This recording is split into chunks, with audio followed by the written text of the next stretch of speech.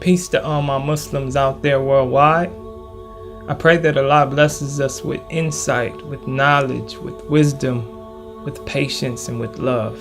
Ameen. Being born Muslim is not an advantage, and it's not a disadvantage. I would say being born Muslim is more of a responsibility to yourself and to your own soul, first and foremost. You are given this huge gift, and you are required to take it. You are required to cultivate it, and you are required to be buried with it your whole life. So it's nothing to take lightly. I used to live right next door to this huge building. And for me, it felt like I lived next door to a huge wall. Because the building was so big, all I saw was this great mass of wall that went up and up and up till I couldn't see anymore. And it wasn't until I went off to college and I came back and I was driving back to my house that I grew up in that I saw exactly how big this building was. And I was amazed. And that analogy represents my relationship with Islam. That building represented the religion.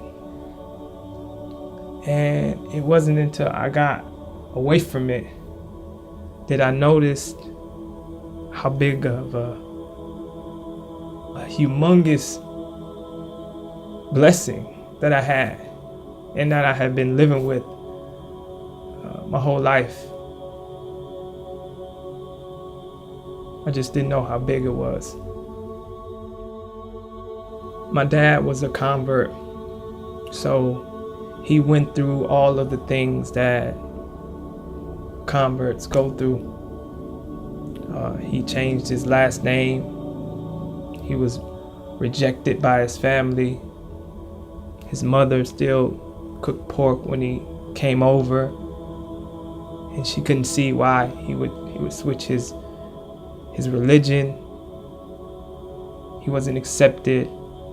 He was shunned, and he still held fast. And eventually, he won his mother over. Eventually, he won his family members over through patience and consistency. So I always admired my dad for that. And in tune, I admire every convert just for their bravery. I could never imagine converting just because I was born with the absolute truth. So I would compare it almost to being born with $1 million. Somebody who's born that rich could never understand what poverty feels like. So I could never imagine how it felt to be spiritually starved to the point where you know something else is out there and you had to go get it, And I always thanked Allah for that. So with these humongous blessings, you run the risk of the religion being this ceremonial thing. You say Assalamu alaikum because you've always said Assalamu alaikum. You go to Jummah because you've always went to Jummah. This is where you went on Fridays.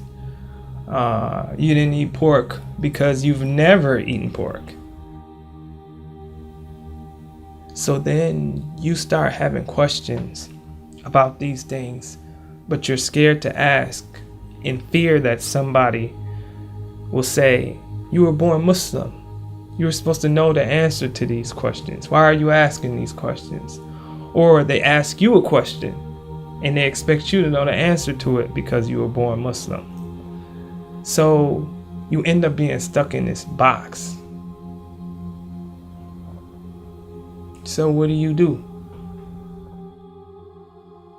One of the things is just take a big heaping scoop of humility. That's one of the things that the religion was founded upon. We all have to be humble. We're all servants. Servants have to humble themselves before they can serve somebody. That's deeply ingrained in who we are.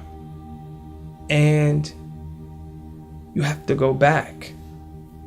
Just like Moses, before he got knowledge from the wise men, he had to go back, physically go back and get the fish that he forgot. He had to humble himself in order to get wisdom from the wise man in the first place. As born Muslims, we are faced with those same challenges.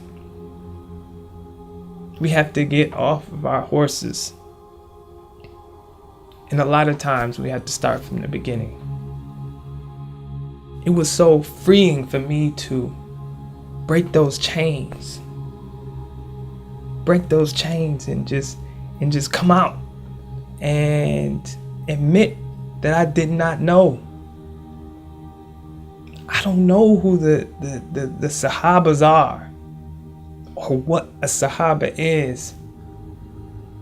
I hear people talking about it all the time, but I personally don't know. What's the difference between the Hadith and the Sunnah? I had no clue. What does Subhanallah mean? And how do you spell it? Basic things, basic principles of Islam. I glazed over some kind of way. They were lost in my life.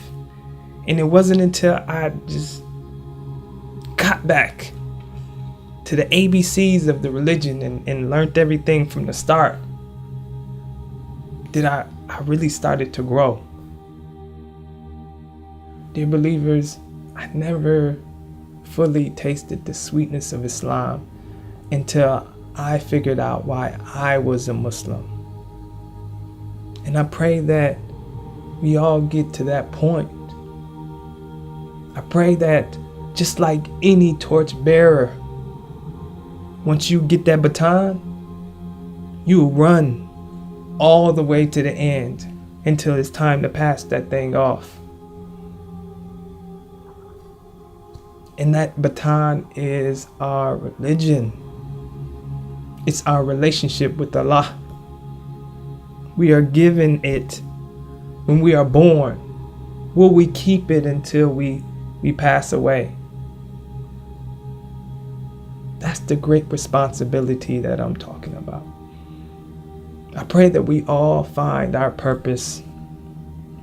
I pray that our search for knowledge, wisdom, and understanding eventually leads us to the place that we want to be. And I pray that as we live, every day we strive to perfect our religion. We strive to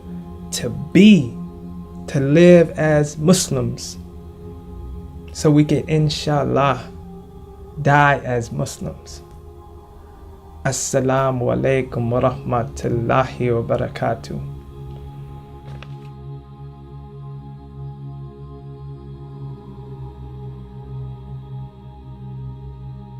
An opportunity not to be missed. Let's illuminate our hearts through this beautiful journey. 16th of March in central London.